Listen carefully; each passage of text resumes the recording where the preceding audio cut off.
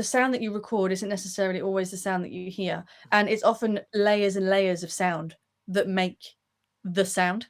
Okay.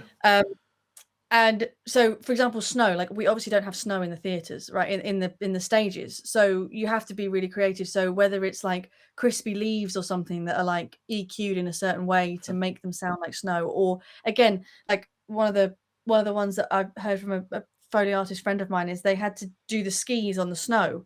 But of course you can't go out and record, well, you could, but you haven't got easy access to skis on a snow slope. So they, like I said, they get the knife with the burnt toast and they literally rub the knife down the burnt toast to make the sound of the skis. And so often, even though what you're seeing is skis on snow, it's actually knife on toast.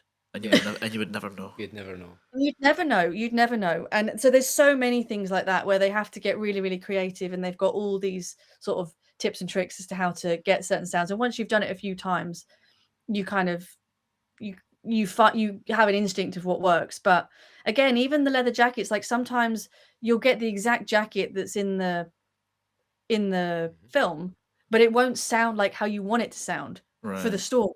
So you might need like a thicker leather that's gonna make a slightly deeper sound that tells us something about your character.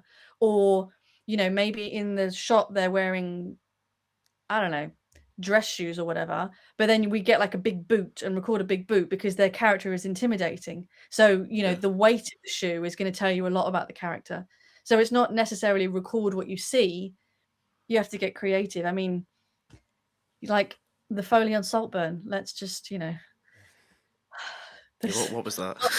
lots Into the of things grave. in Saltburn. Just watermelons and chocolate cake and all those kinds of things. I'm assuming Barry didn't have to come into the studio to do that. Barry did not have to come in and do Foley. No. We had a wonderful Foley who did everything for us. But no. But he did come in and do lots of breathing for me, so that was good.